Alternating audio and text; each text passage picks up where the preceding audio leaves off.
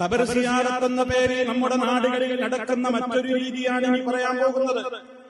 അപ്പോകുന്ന പോക്ക് പോകുന്നവന് മരണചിന്തയുണ്ടാകാനല്ല, പരലോകബോധമുണ്ടാകാനല്ല, മറിച്ച് അവൻ പോകുന്നത് ആ ഖബറിൽ മറവട്ട് കിടക്കുന്ന ഇവന്റെ വിശ്വാസപ്രകാരം ഒരു ഔലിയയാണ്, ബീവിയാണ്, തങ്ങളാണ്, ഒരു മഹാനാണെന്ന് വിശ്വസിക്കപ്പെടുന്ന ആളുകളുടെ ഖബറിന്റെ സമീപത്തേക്ക് അവൻ സിയാറത്തിന് പോകുകയാണ്. പോയിട്ടവൻ ചെയ്യുന്നത് എന്താണ്? അവരോട് നേരിട്ട് സങ്കടം പറയുകയാണ്.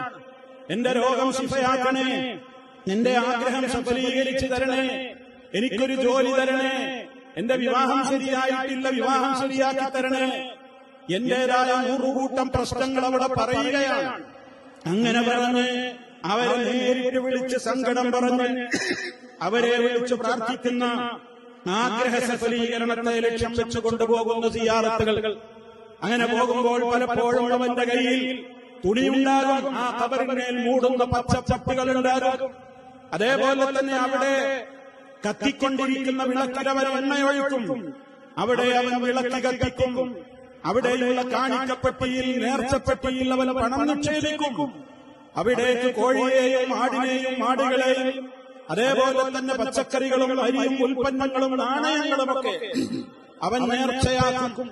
അങ്ങനെ അവന്റേതായ ആഗ്രഹങ്ങൾ സഫലീകരിച്ച് കിട്ടാൻ വേണ്ടി അവൻ ഖബറുകളെ സമീപിക്കുന്നു. ആ ഖബറുകളെ അവൻ തടവുന്നു, ഖബറുകളെ അവൻ മുത്തുന്നു, അവിടെയുള്ള കൊടികൾ തലയിൽ വെക്കുന്നു, അവിടെയുള്ള മൈപ്പീലികൾ കൊണ്ട് അതേപോലെ തന്നെയുള്ള വസ്തുക്കളെടുത്ത് ശരീരത്തിൽ അനുഗ്രഹം കിട്ടുവാൻ വേണ്ടി അവൻ തടവുന്നു. അവിടെയുള്ള മണ്ണെടുത്ത് കൊണ്ടുവരുന്നു, അത് വെള്ളത്തിൽ കലക്കി കുടിക്കുന്നു, അവിടെയുള്ള എണ്ണയെടുത്ത് കുടിക്കുന്നു, അത് തലയിലും ശരീരത്തിലും പുരട്ടുന്നു. ഇങ്ങനെ നിരവധി അനവധി കാര്യങ്ങൾ ചെയ്തുകൊണ്ട്, പിഴച്ച ശിർക്കൻ വിശ്വാസങ്ങളുടെ കാര്യങ്ങൾ ചെയ്തുകൊണ്ട് ഖബർ സിയാറത്ത് എന്ന പേരിൽ ചില പ്രവർത്തനങ്ങൾ ഖബറുകളുടെ സമീപത്ത് പോയി കാട്ടിക്കൂട്ടുന്ന ആളുകളുടെ ഇതാണ് രണ്ടാമത്തെ രീതി. ഈ രീതി ഇസ്ലാം അനുവദിച്ചതല്ലെന്ന് മാത്രമല്ല, ഇത് ശിർക്കൻ സിയാറത്തിന്റെ രീതിയാണ്.